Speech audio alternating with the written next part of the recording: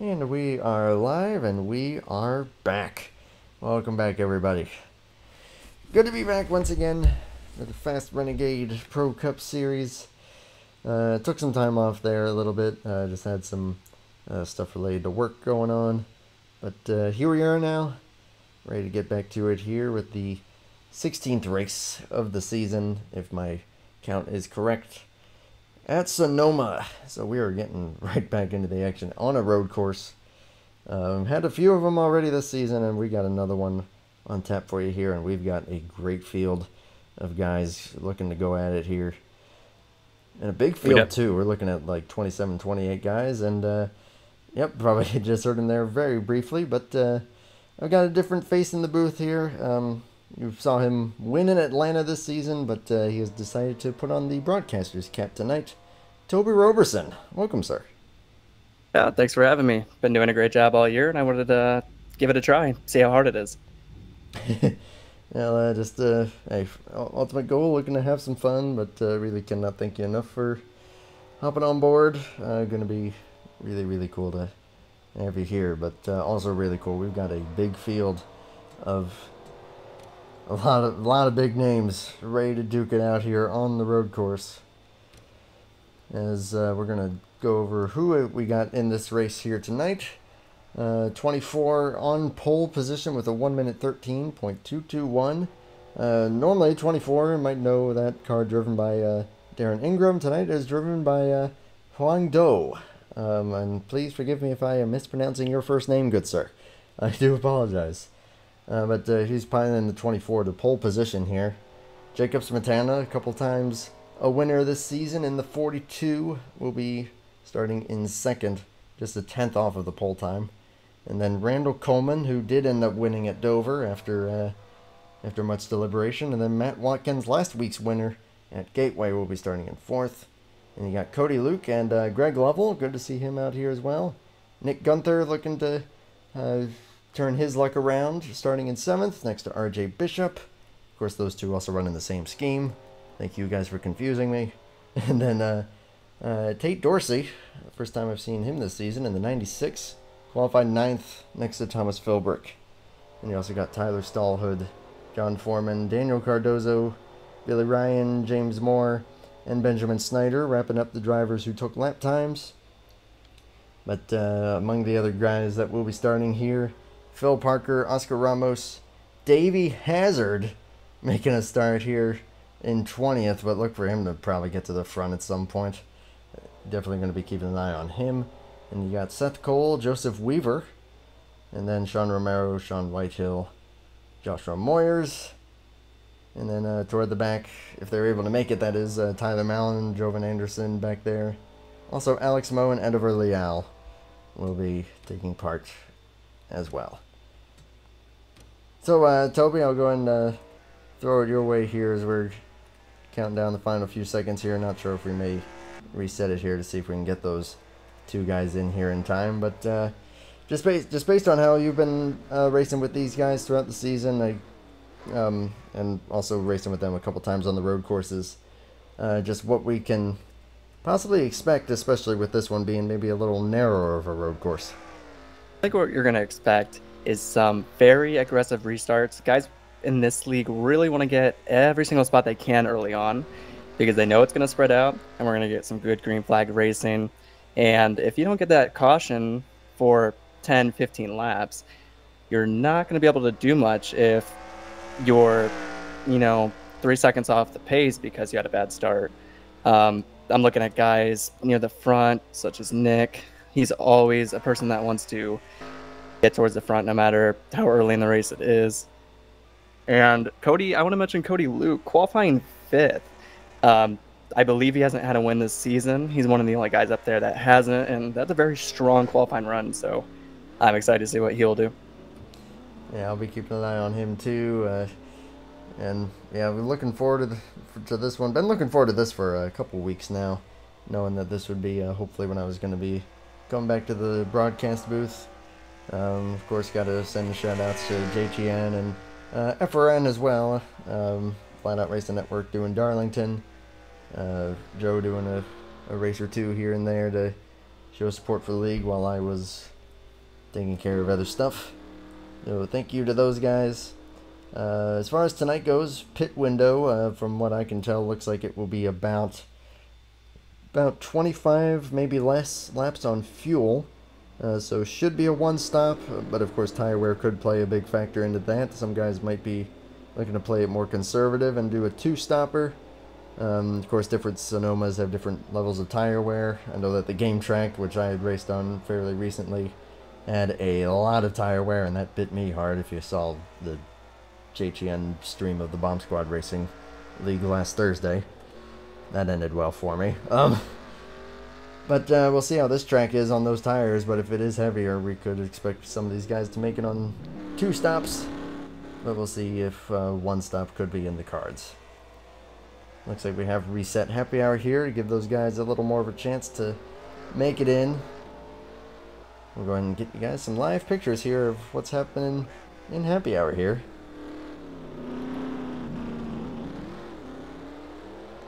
Tate Dorsey in that 96, again, first time seeing that car this season that I can recall. Nice looking blue and white scheme out there, Crown Royal, and excited to see what he'll be able to do if he's going to be a contender as this race goes on and he's able to get more comfortable on the track. Yeah, he seems like he's able to hold his own out there pretty good. About so far, based on practice and qualifying, kind of about midfield speed as it stands, but of course anything can happen. What really shocks me is this number 24. I believe you pronounce that Hong Do. Just coming out of the gates with an insanely fast lap. I mean, an entire 10th, almost a 10th and a half faster than second place Jacob Smetana. I don't know if that's just a fast lap in qualifying and he's going to rein it back during the race to save some tires, or if he's going to start creating that gap pretty early. So we'll have to keep an eye on that. Smetana last week, he started near the front, and then as the race went on, he fell back a bit and was never quite able to get back to the front again there at the end. But at road courses, he has 2 wins, so if any track he's going to be able to get his third, it's definitely this one. I would have to agree with that. I mean, starting second, that's a great spot to start, but as you've alluded to, we've seen a lot of these races go really topsy-turvy if strategy goes one way or the other for these guys, and then it can fall into really any particular window. Guys who pit who end up at the back and then can't really get that back, or they will get it back. We've seen that a lot of times this season, so keeping an eye on the 42 for sure. Of course, Josh Moyers in that 68, expect him to be pretty quick. Definitely, and he's been doing this all season long, where he, for pretty much the most part, starting from the back, working his way up front. He tends to like doing that, and it's paid off for him for the most part. He's very high up there in the standings, and at a place like this, plenty of passing opportunity. I know passing was very hard last week, so it's a completely different game here tonight. Yep, watch for that 68 to do pretty well. There's Nick Gunther in the 56 just ahead of them. I'm going to be keeping my eye on him. I know that he is very hungry to finally get that W. He's had some solid runs, though, and he's got a lot of speed. Of course, he's running the same scheme as the 45. Again, thank you guys for making my job a little bit harder. Phil Parker out there driving the 26. Seth Cole, one of the main guys on the Flat Out Racing Network, running the car sponsored by the Chocolate Factory. That is actually only about maybe 30 minutes away from me. Yes, I only live about 30 minutes away from Hershey. That is all you will know. Have you ever been out there? Oh yeah, I've been out there a few times. I've been to Hershey Park on quite a few occasions. Went on my first roller coaster and my last. Never doing that again. I heard it's a great area. I was thinking about going out there for a concert, but with I don't want to say it, but with COVID going on, concerts have been postponed a lot lately. I've been able to make it to a few. But definitely. I've heard a lot of good things about the Giant Center, though, which is like their main place where they hold concerts and everything. I really hope to see, I know this is a tangent before we go racing here, but golly, if I don't want to see Trans-Siberian Orchestra there someday. Golly, would that be awesome. But yeah, I would definitely recommend it, especially and yeah, to anyone watching, possibly anyone who might be like a roller coaster enthusiast. There's some good ones there. I rode Sky Rush. That was a horrible idea. As someone who doesn't like roller coasters, I passed out. That's all I will say. As long as you did not puke on the person beside you, that's a win. That I did not, although it did feel like my stomach was going to go to orbit. That's for sure. Now, I live right next to Cedar Point. I'm out here in Ohio, and some of those rides I was not prepared for. Nothing can prepare you for the huge, literally more than 90-degree drop where you can't see what's underneath you. Oh, God. But I'll wrap up this tangent along with you, try and snip it in the bud. We got about 30 seconds left here. Guys getting their final laps in, trying to figure out where their pit stalls are. Sean Romero going for a ride there, just having a little bit of fun. Good to see you, Joe, there in chat. Fast Cup action, baby. Let's bring it on. And Joe, I really need to get you in the booth here for one of these races. If you're available next week for North Wilkesboro, please let me know. I would really love to have you up here. Because then I can learn from the best. Also, just before we go racing here, I have to call out Sean Whitehill's scheme. That thing is gorgeous. The orange and black, number 12. But as I've been gushing at all season, pretty much all these schemes all season long, really, really awesome, and credit to everyone who's been putting these together, and of course for Full Circle Racing Designs for, well, the mod itself. That body armor scheme reminds me a lot of the Jeff Burton AT&T scheme back in the mid-2000s. The way the orange and the black mix. Yeah, and Robbie Gordon drove that for a bit. That was one of my favorites. Oh, yeah. And he's had some history here at this track. I'll just leave it at that, but not the best place for him. Yeah, you've been racing with these guys a lot longer than I have, so again, that's also why it's good to have you up here, because you'll definitely know a thing or two. Maybe that the untrained eye might not know as much, so again, cannot thank you enough, Toby, for being up here, and thank you to everyone who might be watching, and all the drivers for partaking. You see that big field taking form on there. Got a nice shot of pretty much the entire field here from TV1.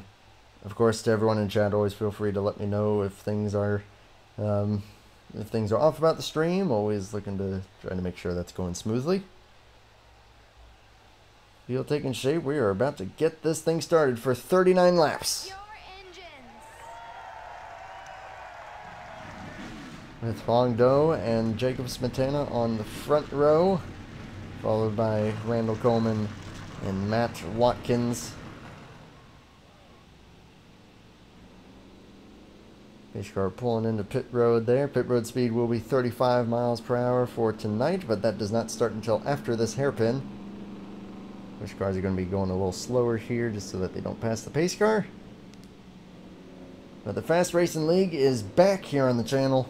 Good to have everyone here for it. 24 and 42 coming to the green flag. 16th race of the season is officially underway.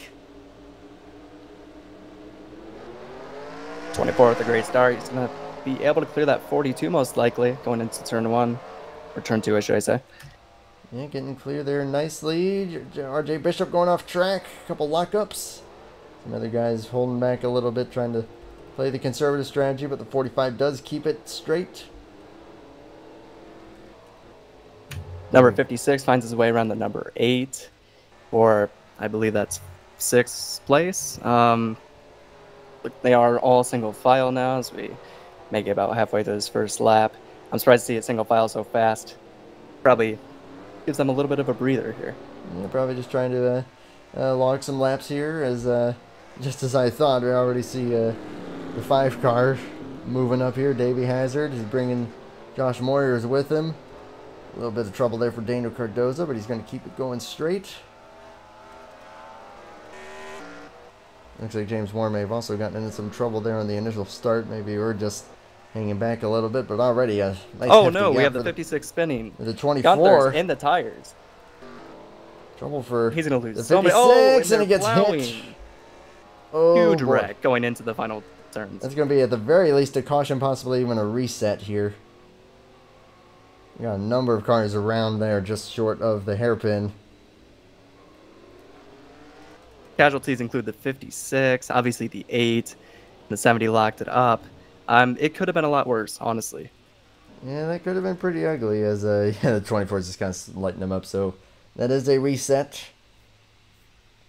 Unfortunately, with that reset, we won't be able to see what happened. Unless you were able to get a good look at it, did you? I did not, but that's okay. Hey, if I'm sure he prefers it that way. Whoever caused the caution you didn't see very anything. thankful. Exactly. But yeah, I think that's, if there is going to be one problem corner, it is going to be that one. Golly, I don't know what number that would be. The end of the S's, what we'll call it that. The last corner of the S's before the Going into that hairpin, yep. And we'll rack it up, just like pool. If you don't get a good break, rack them back up, go at it again. Yeah, that was a pretty good break the first time. I mean, 45 in a little bit of trouble, but other than that, like you said, they got single file really quickly. Just maybe trying to play it safe, try to play the conservative game. We'll see if that is going to remain the case. I think so. I think we're going to see a very similar start here, except we'll see if Smetana can keep up a bit more with the 24 at the beginning. Yeah, the 24 really got a good gap going there. Smetana probably may have looked at that and thought, maybe I'm going to try to reel him in a little more this time. Or maybe that was a tire conserving game. Not really sure. We'll have to play it out, see what happens as we re-rack. Getting it officially going once again. And coming through the final corner, the inverted numbers on the front row, 24-42. It's official this time. Here we go. Good start in both lanes. 24 yet again, able to clear the 42. Maybe the 42 is saving tire. We'll have to see as the run progresses. Randall Coleman gets loose and is able to keep it together. 45, pretty much deja vu there. Thank you, Sticky Keys. I did not need that. That's the last thing we need right now. Yeah. Of course, I was hitting shift too frequently. Do not leave me alone up here in this booth. I will cry. Oh, 3 wide here. Oh, goodness. Oh, the James Moore spinning around. A little further back there.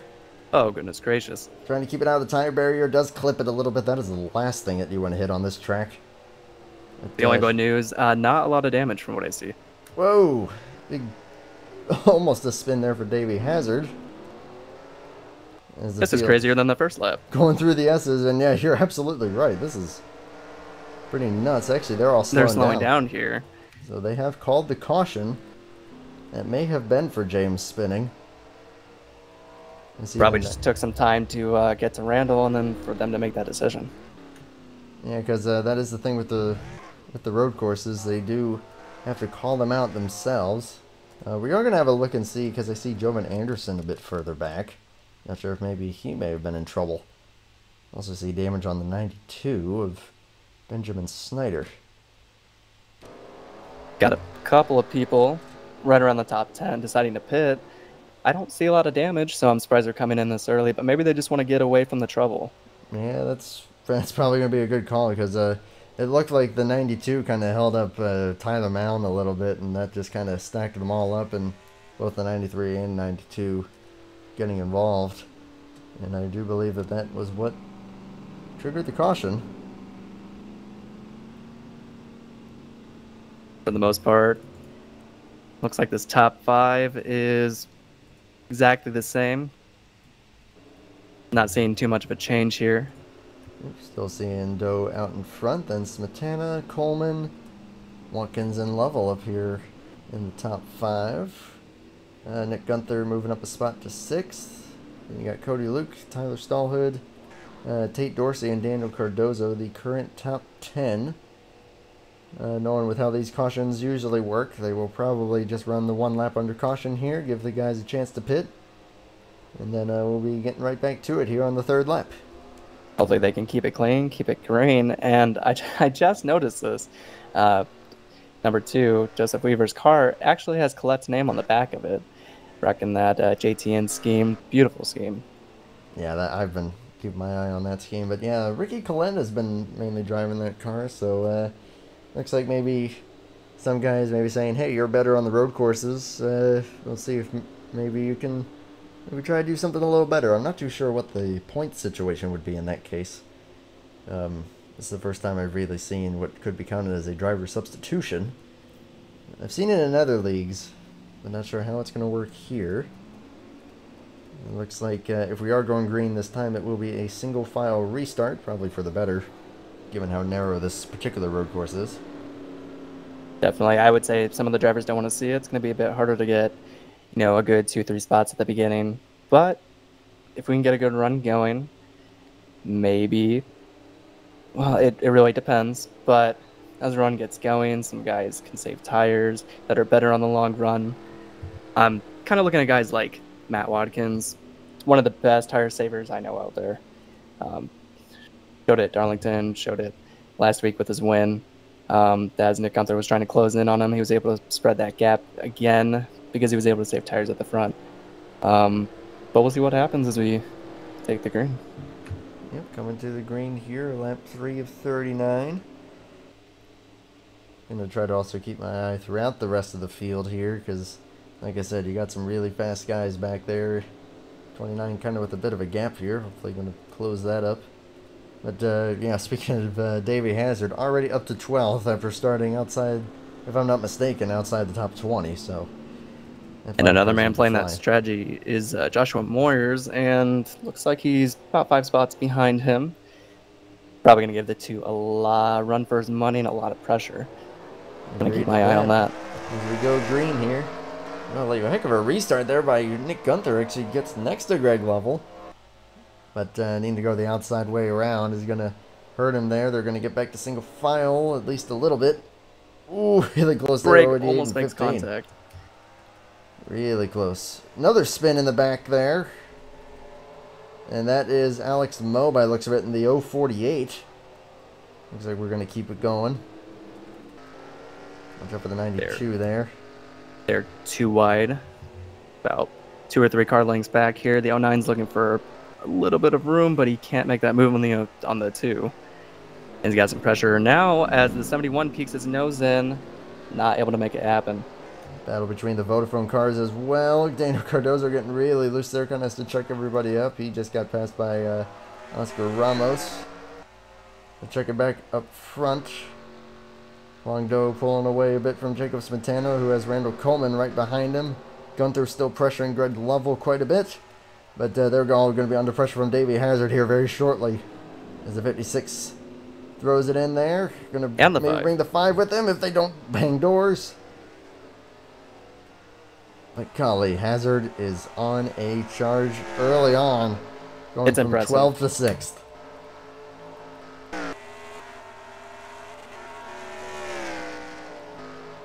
Checking through the rest of the field here. Jovan Anderson also moving up a little bit, up to 19th from 25th in 1 lap there. Tyler Mallon, definitely keep an eye on him as well, as Seth Cole going to move alongside there. Get out of the way. RJ Bishop way back in 22nd after starting in the top 5.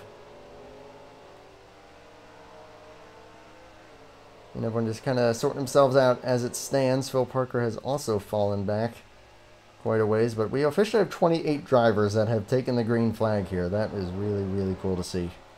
That's definitely the highest, I would say, for a red course this year. And correct me if I'm wrong, but that's great to see, especially 13 to 16 races in the season, like you were saying.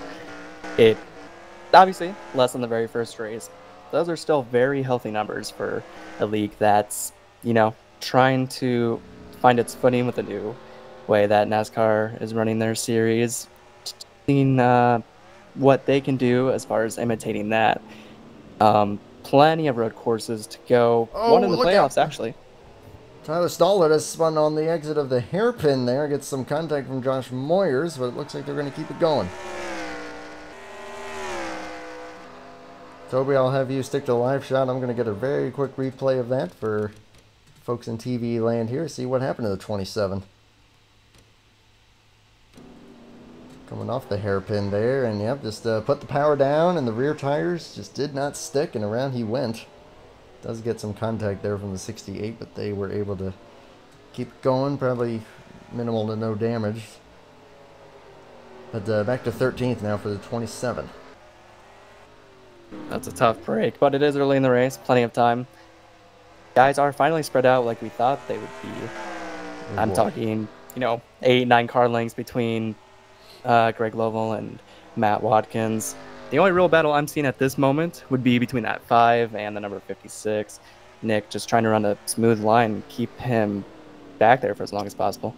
Yeah, that's going to be tough to do because I will admit you probably got 2 of the more aggressive drivers that you'll see on track here duking it out. So I know that Nick is not going to be very willing to let the 5 pass.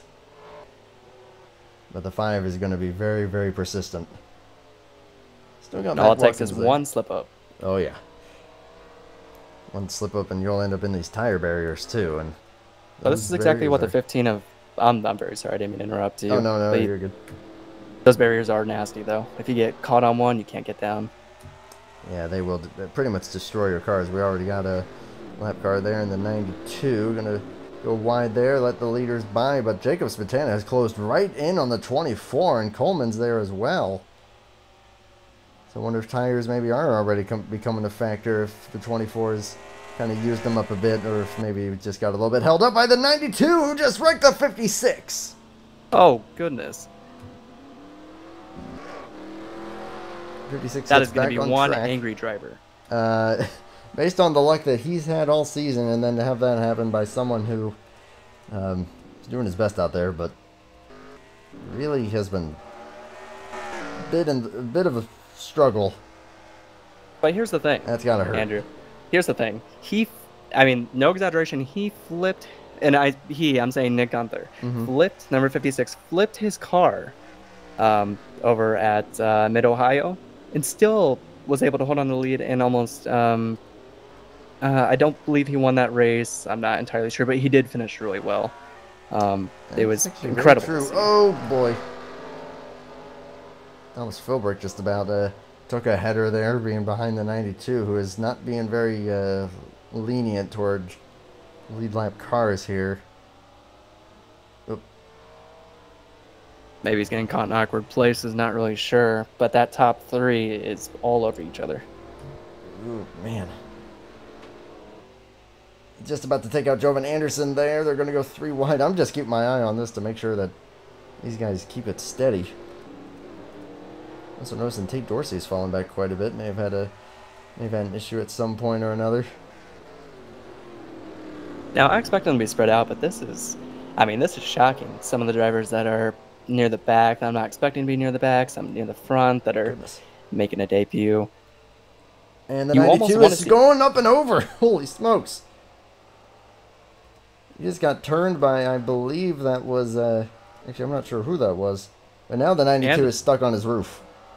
That's a turtle, unless a driver is very nice and wants to flip him over. That's going to be a long tow. Yeah, that is not going to be good there. We're going to go back and see what happened first with him in the 56. Thank you, Joe, for kind of suggesting that.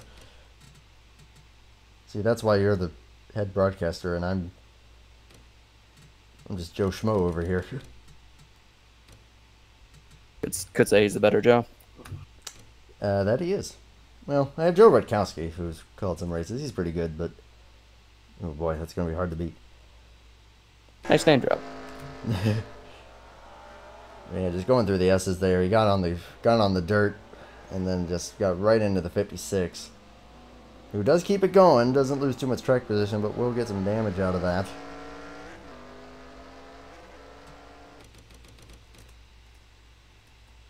But then ended up with some contact from, saw it was a white car. I don't remember exactly who that was. I believe it may have actually been the 96. Unfortunately, I got a better look at that than I did. I cannot peel my eyes away from this front group, about 4 drivers here, all running very different lines, and tire wear is going to become a factor in the next, I'd probably say in the next 10 laps. It was actually Seth Cole that he got into, and Seth has retired after hitting the tire barrier. That's a tough break. And looks like the 92 has also retired, so a couple DNFs already. But yeah, you're absolutely right about them being right on top of each other. as I finally get back to the lead pack here. Davey Hazard looking to try to run them down. There's a few seconds back there, and then Matt Watkins back in 5th. Gunther still running 6th. Looks like you got about a group of 4 up near the front, and then a group of 4 kind of running those top 10 spots, 6th or 10th. As there's a car loose, it looks like Lovell's going to save it, but scary situation. And it looks like these things are very, are pretty loose on the back end there. Them guys lighten up the tires, especially on the exit of those 2 slower corners. And yeah, lap times are definitely falling off. They are. I mean, I'm looking at Nick's lap times here. About his last lap was 5 seconds off his best lap. You have to factor in how much of that is damage, how much of that is getting out of rhythm. His lap here is a 1:16. That seems to make a lot more sense. But he still has some speed in that car if you can get a caution or a good break here. Yeah, I'm seeing a lot of guys that are falling about a second. Number off of their 2 is in the fastest. tire barrier in the chicane. Joseph Weaver. Looks like he's able to get that straight. As the 48 almost loses it. Ooh, man. Yeah, this is why, and I was alluding to, oh boy, he done spin next to the 048. That's why I alluded to Toby about this earlier. Way too much to keep your eyes on. Yeah. There's a lot to keep eyes on. As in the 96, I hate to interrupt you once more, but there were so many spins happening. It has to cut through the track because it looks like he lost it. I'm going to go back and see what happened there. Oh, yeah, sure. Checking back up here. Oscar Ramos challenging Nick Gunther. Cody Luke looks like he's fallen back a little ways along with the 088. Not sure if maybe they just had a little bit of an incident. A report back on that 96. I'm not sure what's going on, but he's riding the grass most of the way around the track. I don't know if he's just trying to be very respectful and let people go by. Maybe not feeling comfortable with the equipment underneath him. But he rode it for about a good half of a mile. Seems to have it going again now. I mean, just keeping it out of the way as best as he can. Josh Moyers has now gotten up into the top 10, just past the 088. Ramos still challenging the 56. But up front, looks like things are staying about the same. Although, based on just how much these guys are sliding around, I would be very surprised if they are able to make that one stop work. We've got roughly 28 laps to go. How much fuel do you think they have in the tank at this point? Based on what I had seen, the pit window, based on the projected laps that I saw, was about 25. As the 50 does get past the 56, who's really struggling. But now, one thing we don't know is the stage. Did you get any info on when the stage is going to end? I did not. I totally forgot about that, as Joseph Weaver is in the pits and has retired as well. It's tough to hear for that number 2. I don't know if he was filling in for Colette, but not a good day. 29 Daniel Cardozo has also retired, so we've got 4 guys off track already as we enter the 10th lap. Very tough beast out here today. Amen to that. Well, we got a good green flag run going here as Jovan Anderson gets by Sean Romero. That is for the 13th position. Slowly but surely working his way forward along with Tyler Mallon, who's up in the top dozen, looking to maybe make a move on Cody Luke, who may have also just had a spin. He's ran a 125. Cody Luke, I mean, he qualified 5th, has fallen back a bit. I don't know if it's a tire situation or if he's had a couple of, like you said, a 125. Must have had a really bad lap there, hit the wall or spun. He's going to need a break as well if he's going to get back in this. But more guys are taking to pit road here. Let's see who that is. Number 26 of Phil Parker. Not sure if this is a scheduled stop or if he's going to be retiring. Yeah, the main guys that I'll be keeping an eye on as far as if that one stop is going to work or if they're going to have to do 2 is going to be these guys up front here. Because if you do want to do 2 stops, we're pretty much at the window now where you could perfectly split it into thirds. With lap 13, then 26, and then go into the end.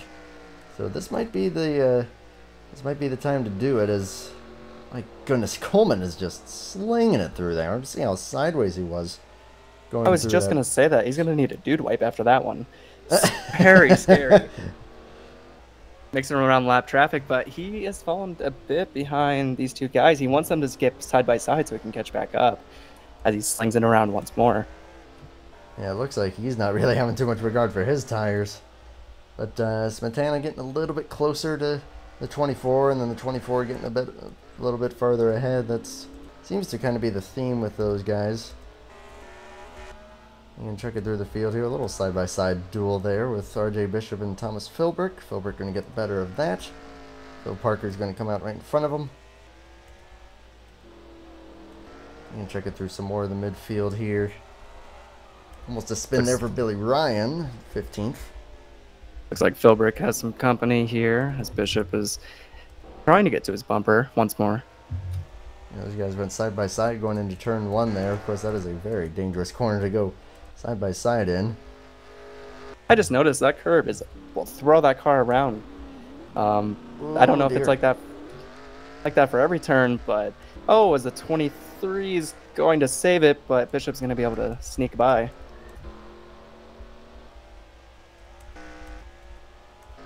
Going a little ways back there. Yeah, the 23 still kind of struggling a little bit there, but yeah, at least in some of these cases, as the 088 is on pit road there, opting for the 2-stopper, but some of these curves are definitely more violent than others. I think mainly like turn 5, which would be pretty much the corner that Matt Watkins is going through there, and then also some of these S corners.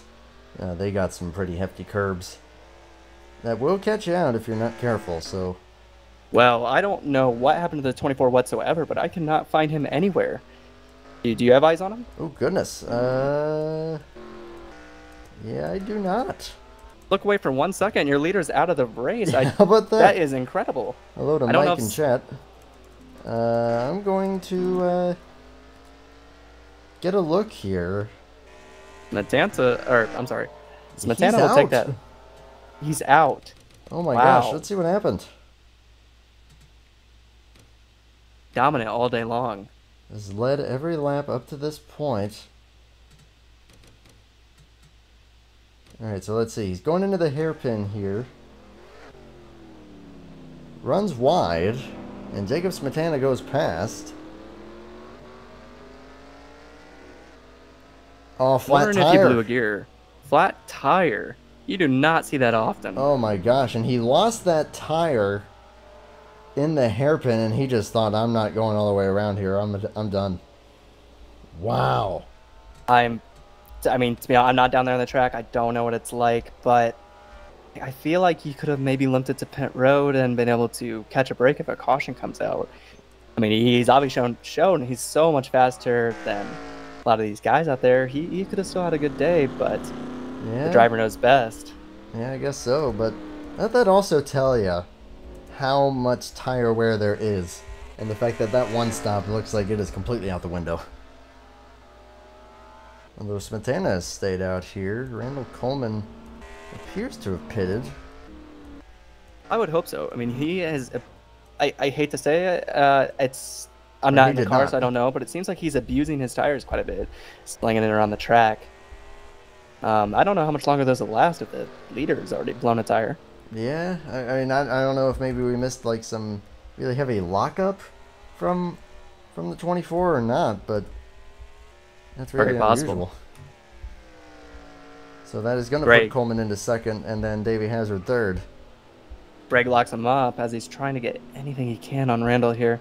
Randall, from racing with him, from hearing from what other guys have to say, he's a very clean driver, but he is one of the hardest people to pass. If you think you have the speed, if you think you have the tires, oh goodness, you're gonna have a hard time because he's so good at defending. Yeah, amen to that. Is right in front of our current leader, Alex Moe, appears to have hit the tire barrier, and his engine has gone ablaze. And Sean Whitehill's also into the tires there. My goodness, this is going to be a race of attrition at this rate. We've only had one caution thus far. Oh, that's very interesting. I don't know if that was an instant tow, but he seemed to be able to get to pit road awfully fast there. I have to go back and look at that. Maybe I skipped ahead a bit. I mean, so I'm going to go back and look at that 12. Yeah, no problem. That would be a pretty quick tow, just given where he was, as Randall Coleman is in the pits. I am going to be interested to see what Randall has to say about that, because it might have gotten him to his pit stall faster than actually just going down pit road. Now, I'm not going to say maybe it definitely did get him there, but I don't know how long you have to sit there, how long he's going to have to be, in his pit stall. Probably for a full 2 minutes.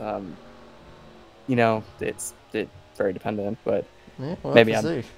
maybe I'm slipping up here. It's been a long time since I've been towed. Usually I retire the moment I'm in the wall. I getcha.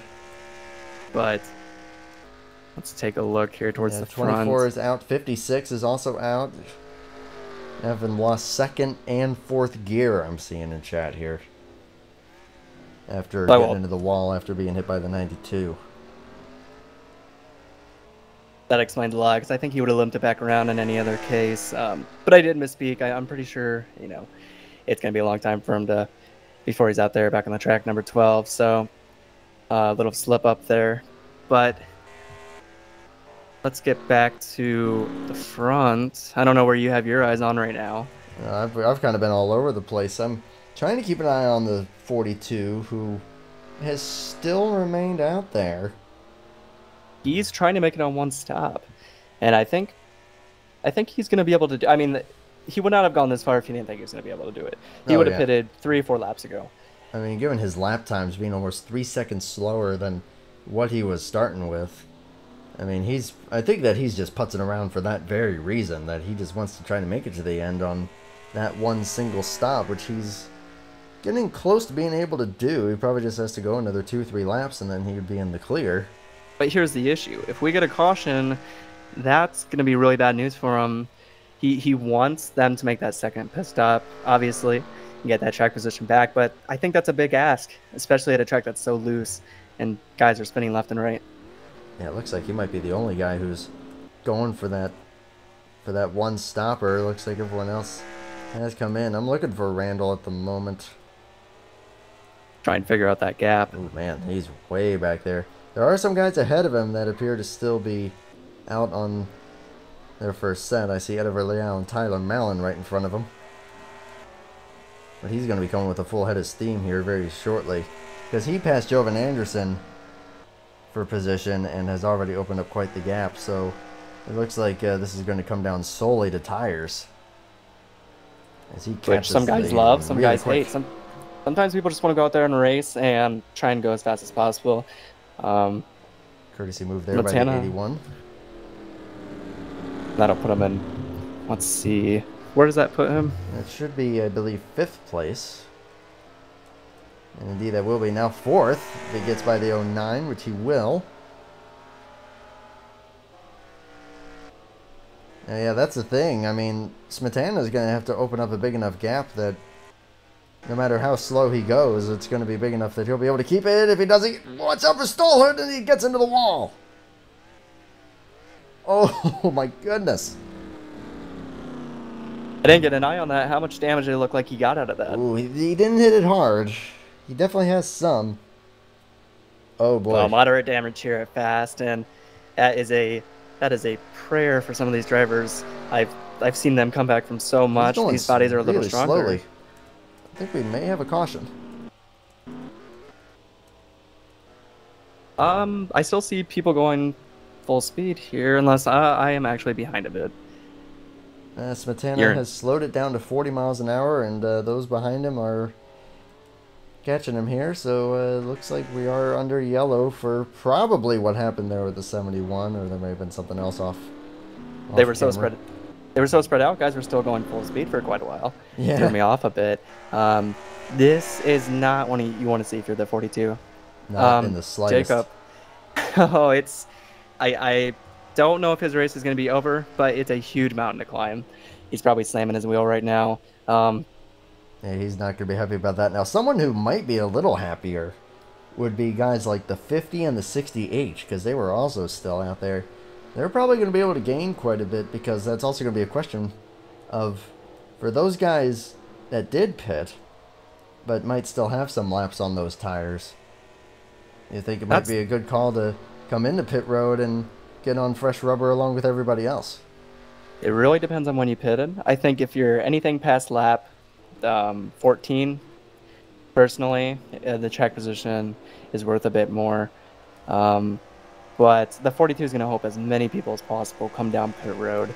And tires are a huge factor, so I would not be surprised if we saw most of the field come down. They have 4 sets of tires, technically 5, the one they start on, and then 4 more, so that's not going to be an issue for, I don't think, anyone at this point in the race. Put some fresh rubber on there, and hopefully it stays green just as long as before.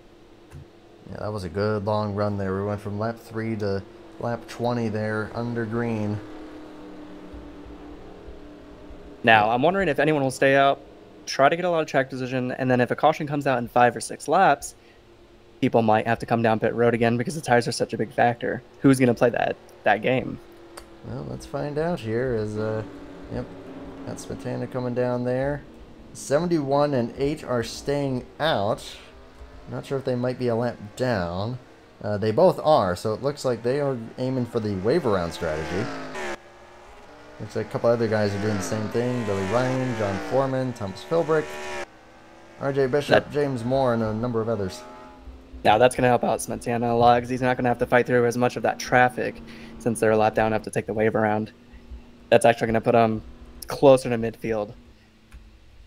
Yeah, we only had 8 drivers on the lead lap at the time of that caution. And I think just with how all over the place that strategy was.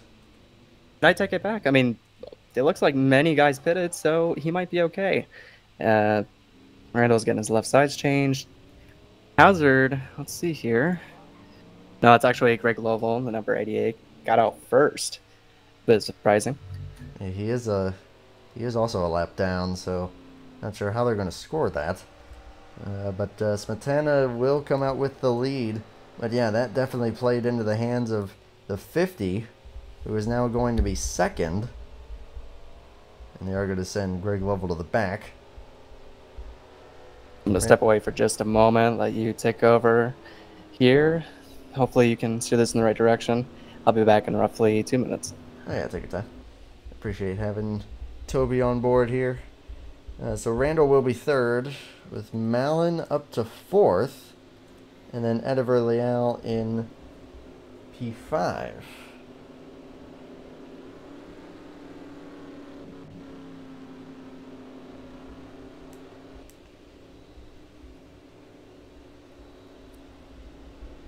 Yeah, that definitely helped out the guys that were staying out there. I mean, with, of course, the exception of the 42. But the 50's up there now, the 81 is up there. You know, 9 is in much better shape. 93 and 68. But by the looks of it, we're going to be back to 17 cars on the lead lap. 26, 27, and 96 will be a lap down, at least as of scoring at the moment. So we're coming to lap 22 of 39, which will give us 18 laps to go. So they should be able to make it on fuel. Welcome back. So I was just alluding to the fact that we've got 18 laps to go when we come to this restart here.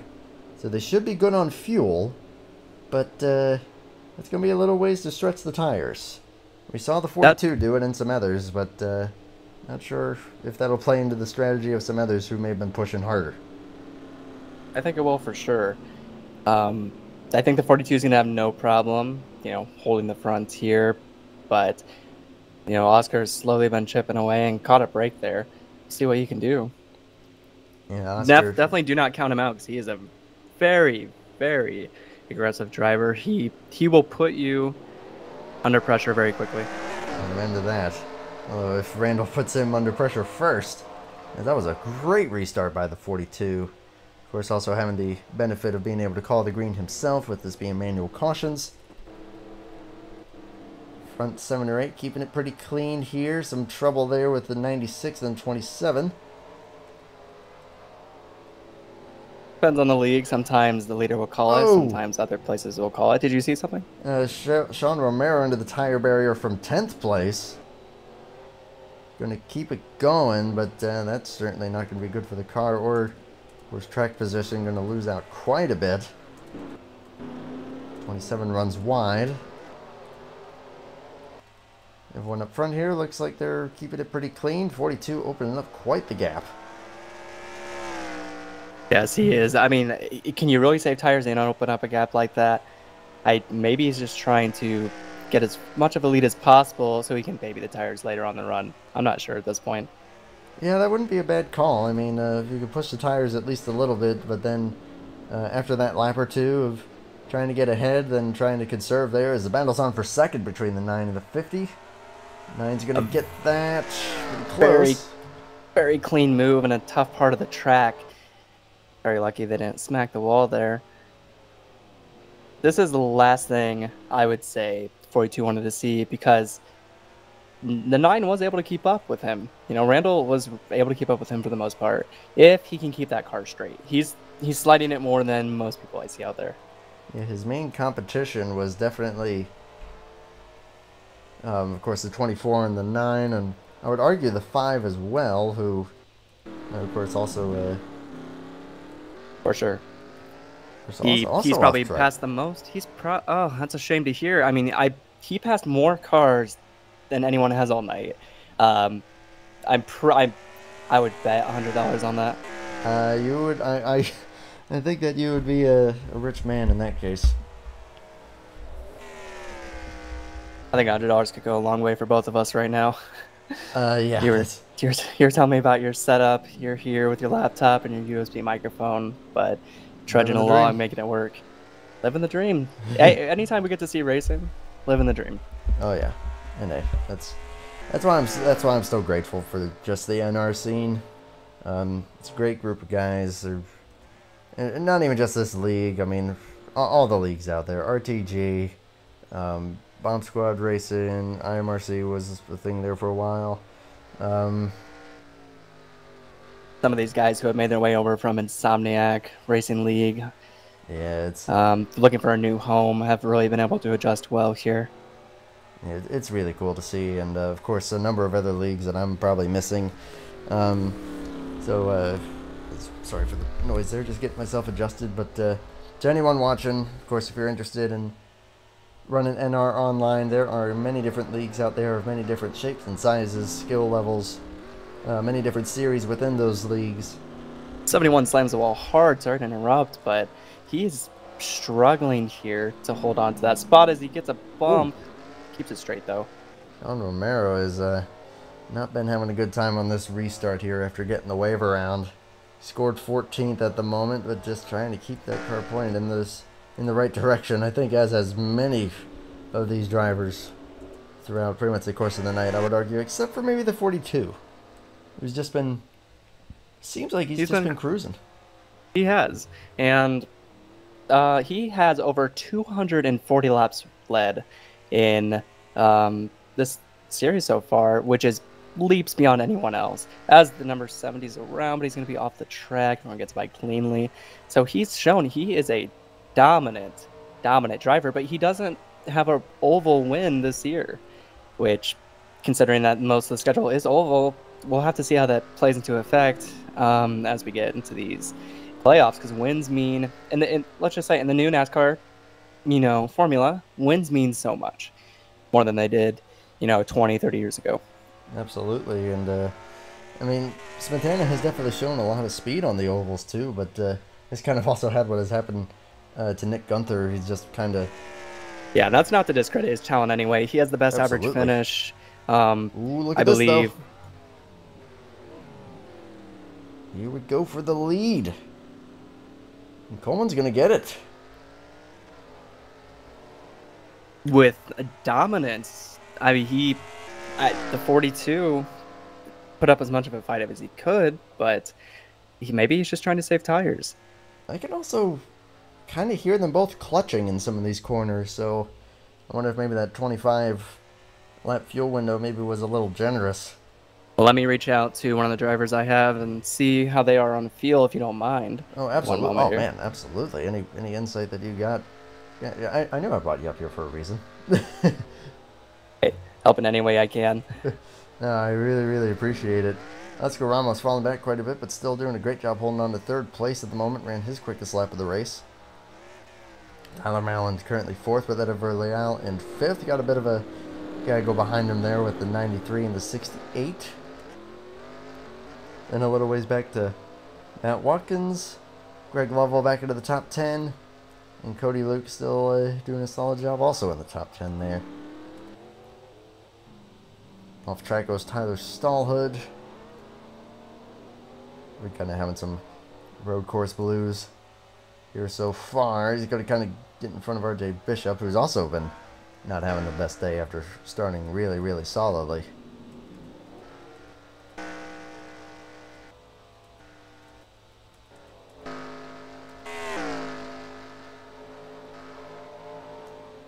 Leal kind of closing a little bit on the 81 there. Also running his quickest lap of the race. Again, apologies for not having that particular scheme. All right, your on-track reporter is back. Spoke with number 15, Matt Watkins. He's not battling for position at the moment, so he had a moment to speak with me. He's saying that they should be one lap good for fuel, which at a track this big, I'm assuming most guys, even though they have different, entries, different amount of throttle they're using, they should be okay. Okay. So but maybe if there's an overtime situation, I know different leagues do that. That's not the case here, so no need to worry about that. Yeah, I do know. Okay, so it looks like probably 20 laps instead of the 25 that the game had told me. As Matt Watkins getting a little bit ahead of the 88. Thank you, Matt, for your input. So I'm just keeping an eye on things, mainly on the probably front 7. He also said you're the best broadcaster, even better than Joe. You flatter me. I kid, but you're getting the job done here. As I interrupt you yet again, because I am the least bit professional. I'm an amateur, if you cannot tell. I'll continue to step on your toes, but dude, I'm going to be quiet now for just a second and let you do your thing. I'm going to sit back and watch and appreciate it. Oh, no, man, you're good. Honestly, you've been doing a really good job. Kind of just bouncing off you. I appreciate you having up here. There it goes. I appreciate that's the mistake we were looking for. And now I feel comfortable, and now I feel confident, and you did that on purpose to make me feel better. So thank you. Honestly didn't. Shh, just take it and run. Take it and run. See, Toby, happens to the best of us. It really does. Wow, everyone is so spread out. I don't know why I'm shocked by this, but I really am. The skill level at this league is so tight, and you saw in qualifying they were on top of each other with times, 0.28, 0.29. But when you come to a race situation, it's entirely different. As Oscar's, he's in 3rd and he's having a fantastic day, but he would need to really step on the gas to have a chance at this win. Yeah, I mean, just knowing what happened to the 24 of Hongdo earlier in the race, you know that probably scared these guys at least a little bit and made them go, oh, we gotta probably be careful here. And that's probably why you're seeing the gaps pull out as much as they are right now. Guys just on varying levels of conservation on these good years. So we will be taking 10 laps to go this time by. TWB, 10 to go. No, I'm not doing that. I'm just doing your thing, Joe, I promise. Love you, Tommy. But these guys have still been really atop of each other, 5th through 7th. But not really doing much with it.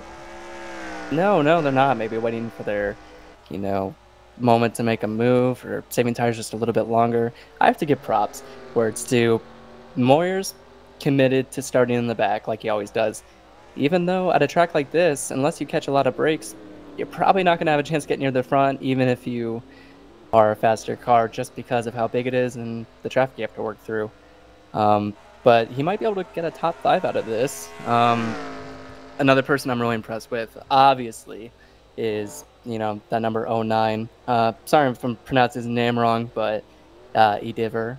Do you know how to pronounce that? I've been saying Ediver, and I guess that's correct. Ediver. Okay, well, he...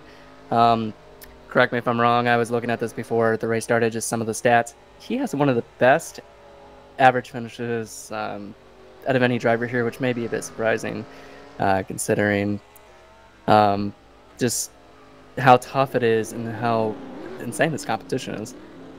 And he does have, and he's going to get another great finish today, hopefully. Yeah, looking like it, as long as he can keep it up there. Does have one win at Fontana, the second race of the season, that much I remember. But ever since then, you've just been quietly finishing decently. And that's what you got to do. You got to be consistent. I mean, that's what wins championships. Maybe not as much in today's NASCAR, but it's a great skill to have. Amen to that. Checking up front here, things remaining pretty much the same between the 9 and the 42. Pretty consistent gap. Oscar Ramos still running solidly, kind of falling back a little bit, but still just kind of on his own at the moment. Malin's closing. Malin's closing that. Well, I'd say he's closing that gap a little bit on the 50. Seeing what he can do there at the end to maybe snag a podium. Now, this top 5 through 7 is still bunched together.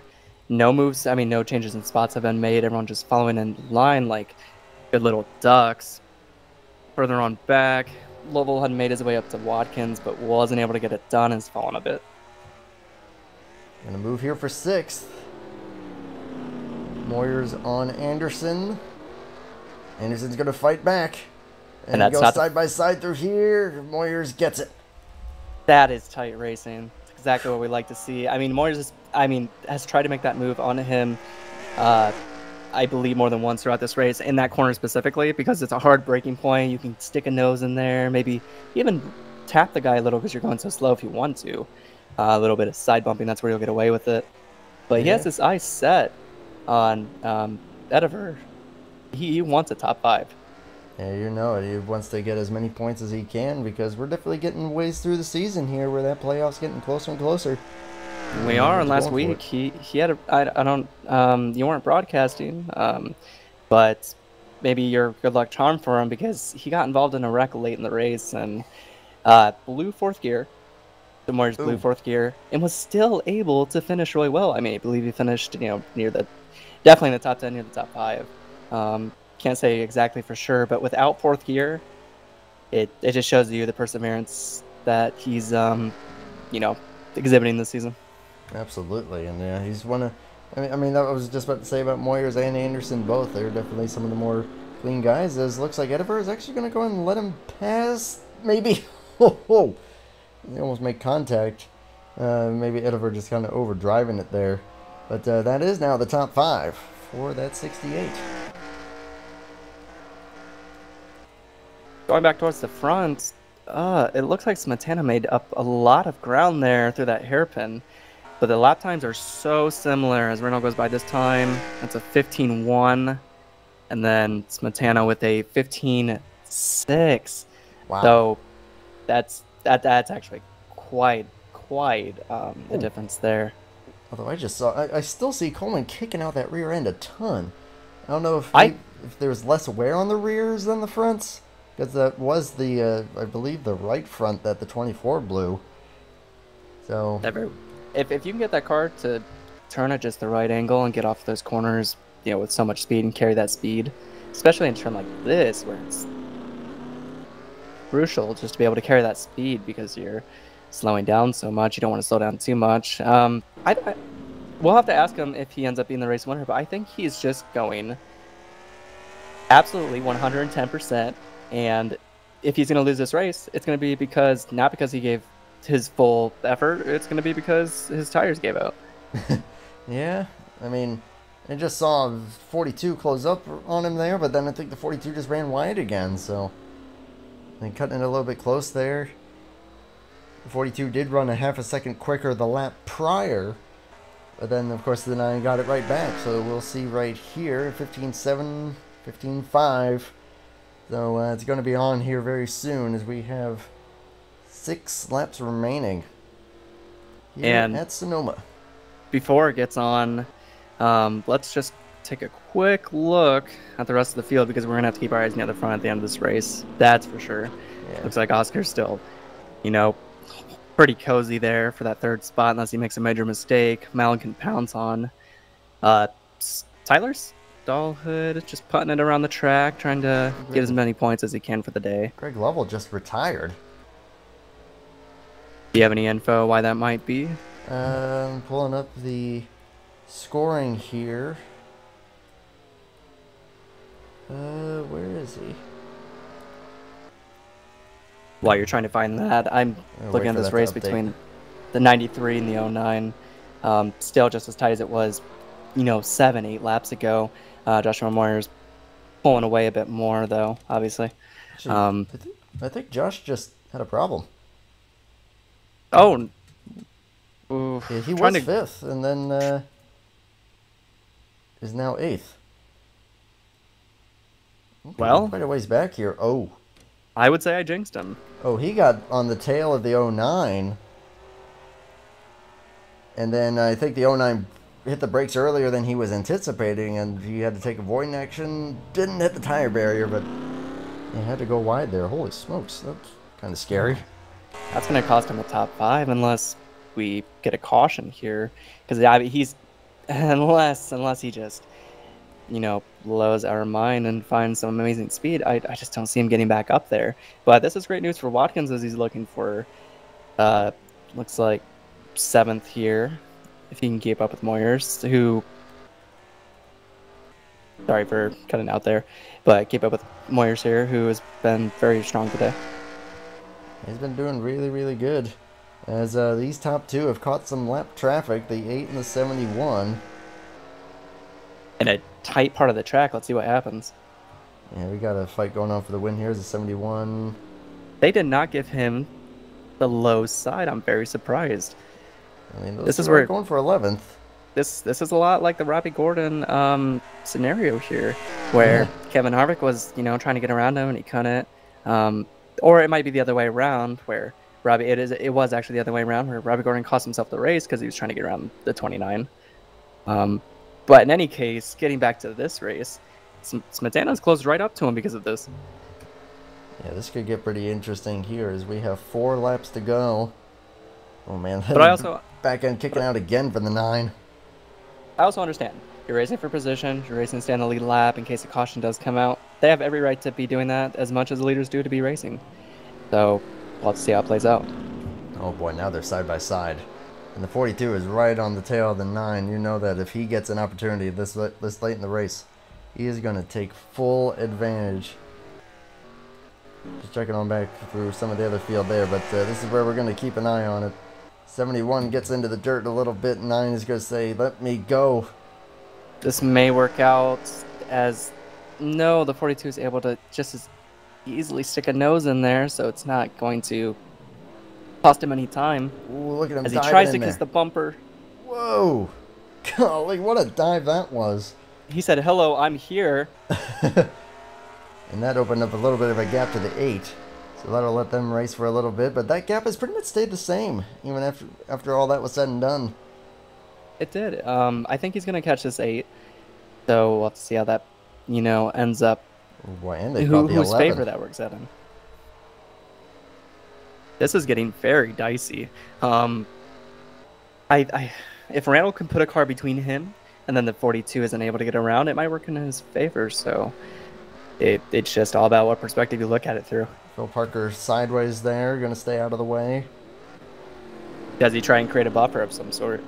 11 right out of the way there. Good call. Not racing any of those guys. Yep. Very good situational awareness. Sometimes actually, he was racing the 8, rather. Sorry. Yes, but it was very good of him to pull over and let those leaders go. Sometimes you just gotta not upset guys that are racing for the win, because that'll come back to haunt you weeks later. Yeah, that is very true. There goes the 8 going wide. And now that is going to let these 2 just duke it out.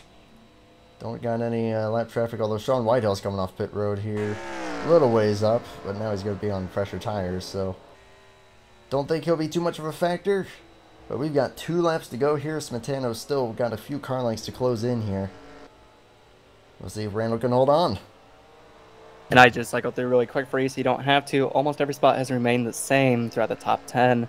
No racing going on, so we're going to keep that camera right on those 2 up front. That is absolutely the plan.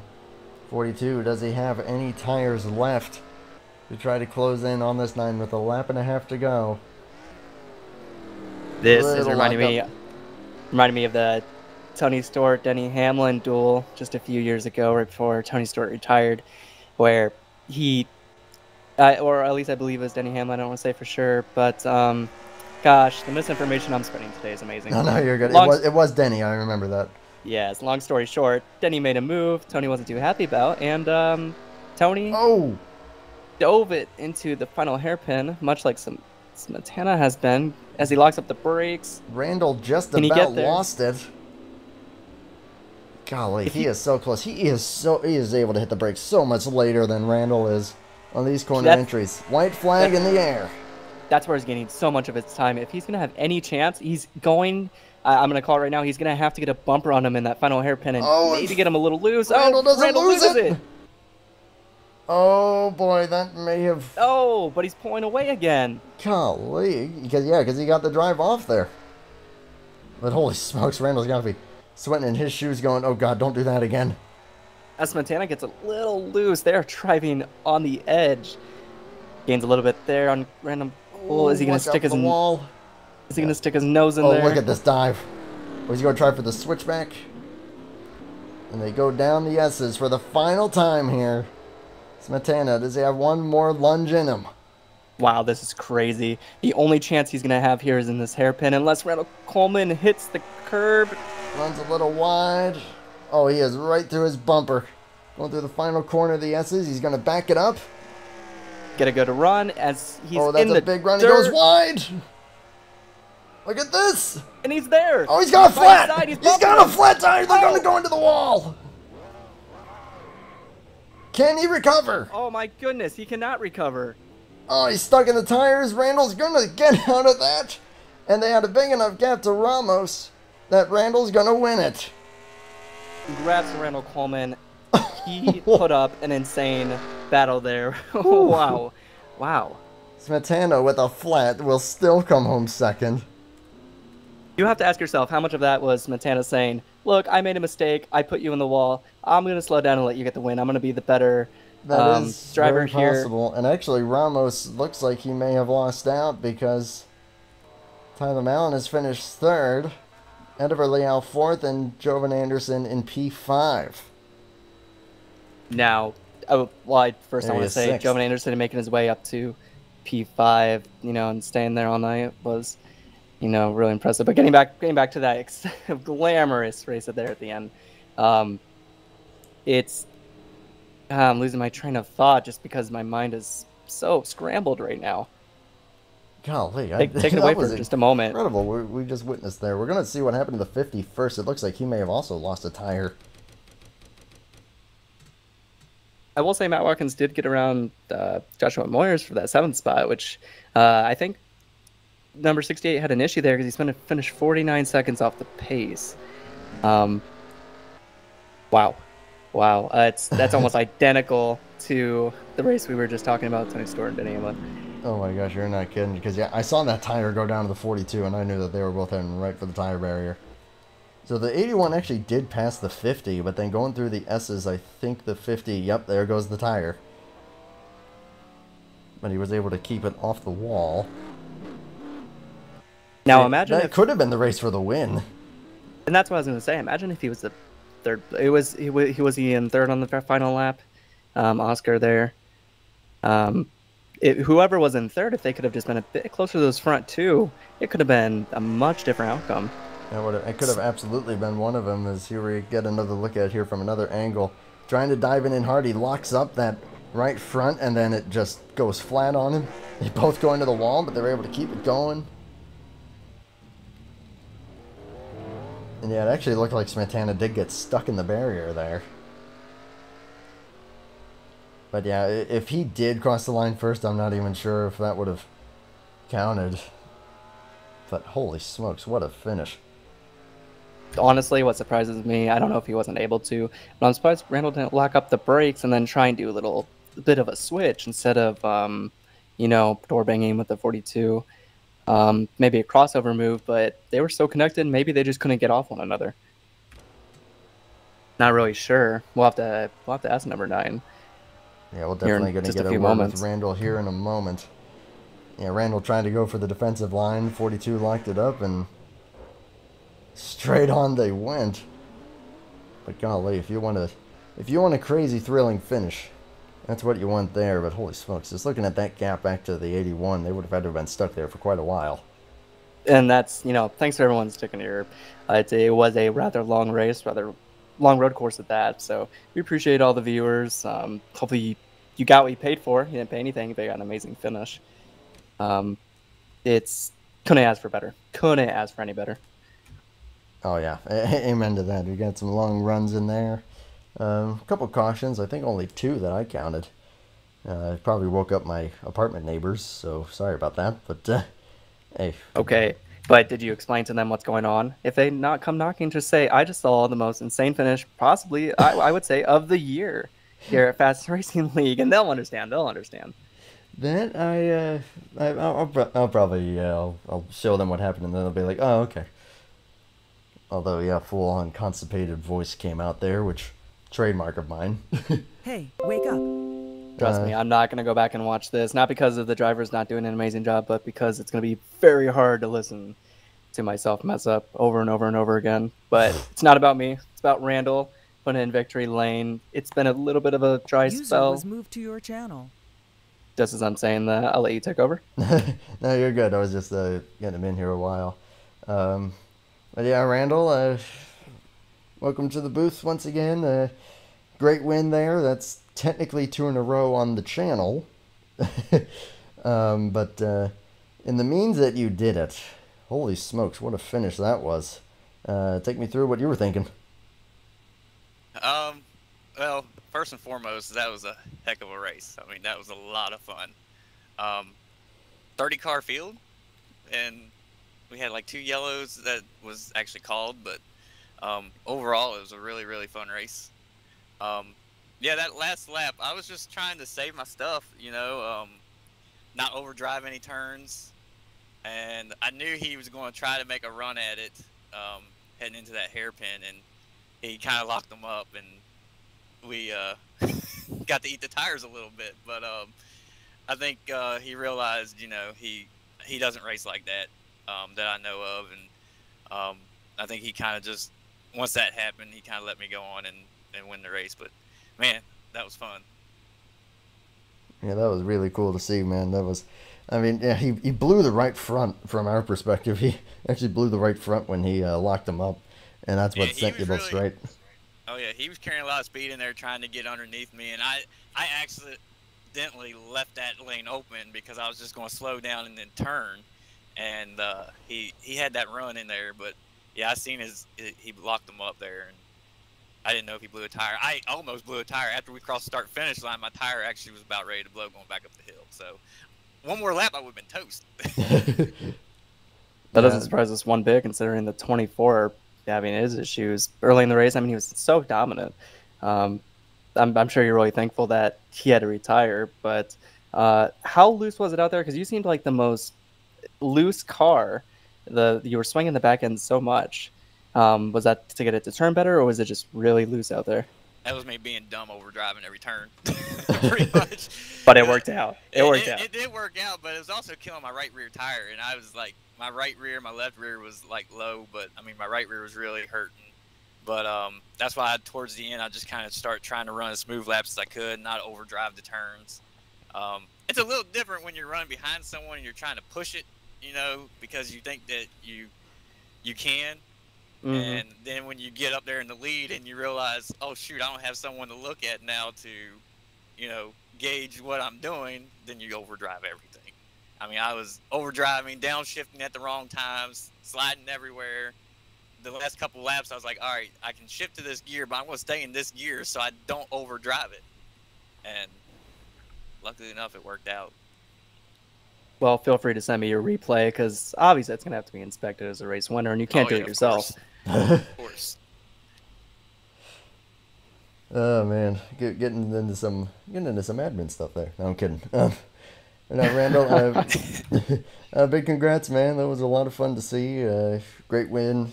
The floor is yours if you wish to shout anybody out, give any thank yous or any closing thoughts? Yeah, thank you guys for coming on here and doing this tonight. Toby actually stepped out of the car tonight and got up in the broadcast booth, put his tie on. I see. He did way better than he gives himself credit for. That's good though. I mean, it's good to have that extra help in here, and thanks to him for doing that. And did miss you on the track though.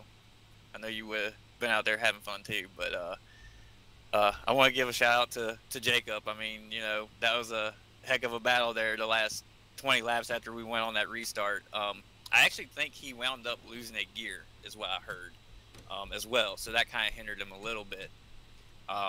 But dude's fast. He's fast on road courses, and to go out here and actually compete with him and wind up catching the win, that's it's an awesome feeling. Gotta thank my sponsors. We had, for the first time again, I think this is 2 races that you've done that I've had a new sponsor on my car that wound up making it to victory lane. So how about that too? Okay. We got dude wipes on the car this week.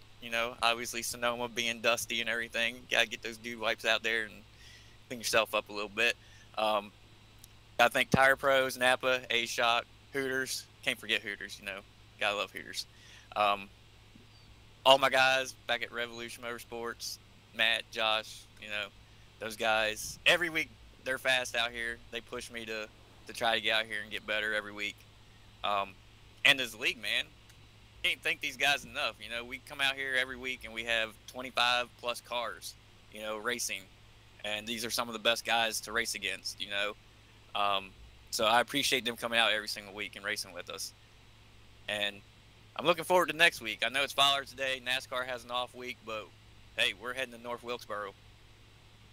And we'll definitely be there for that one. I'm looking forward to that. Randall, I think you probably also might need those dude wipes for probably whatever came out when Jacob made that move, so I'll let you do that. But great win, man. Good seeing you out there, and heck of a race. And we will see you next week. Yes, sir. Thanks, guys. Absolutely. User left your channel. So, Toby, I'll go ahead and get some closing thoughts from you on what you think about tonight. I will say, I'm just looking at this list here, and it was definitely a race of attrition. We had 18th through 28th DNF, and only 10 cars finished on the lead lap. But with the way that ended, I don't know, your thoughts on the whole night. It could not have been better racing as far as how dramatic it was out there. Guys spinning almost every single lap. We had a huge wreck at the very beginning where we had to reset. When it came down to it, though, only 2 cautions, great green flag running. So you got a little bit of action, you got a little bit of spread out racing, and people came to play. If you had to ask me who it was going to come down to, I could not have guessed. Could have been the 24, could have been the 42, could have been the 9, even the 81. So I appreciate you having me up here. It was a lot of fun. I couldn't have asked for a better race. Yeah, I'm glad to have had you up here, man. Hopefully, if there's ever any other races that not quite feeling like putting on the helmet, we'll definitely be happy to have you up here once again. You did really, really good. Give you some credit for sure. Yeah, I appreciate that. If you could just send that to me in writing, I can hang that up on my wall. I'll write out a contract for you, and we'll make it official. No less than 100,000 per year. All right. Well, I'll let you get to it. I'm gonna head out just a little bit early. It's been a long night for me. I'm not used to it. It's less exhausting being in the car behind a wheel than it is up here. It can get a little long sometimes, but no, man, you did good. I'll definitely have to start negotiations about that 100,000, though. We'll see. We'll see. We're gonna appreciate you, though, man. Take care. Take care. As we'll get it wrapped up here. Thank you again to everyone for watching and partaking in tonight's race. Of course, Toby, and also Randall for putting on the show, and phenomenal win there. We will see you all at North Wilkesboro next Sunday on Father's Day. It could be a really cool show. North Wilkesboro, of course, always a fan favorite. Personal favorite of mine as well. First track I ever raced online at was North Wilkesboro, so looking forward to seeing how that goes. Of course, hope that everyone tunes in for that. But until then, though, you all take it easy. Stay safe. No times have been crazy for a long time now, but just stay true to yourself. Enjoy your life, and take care of others and yourself.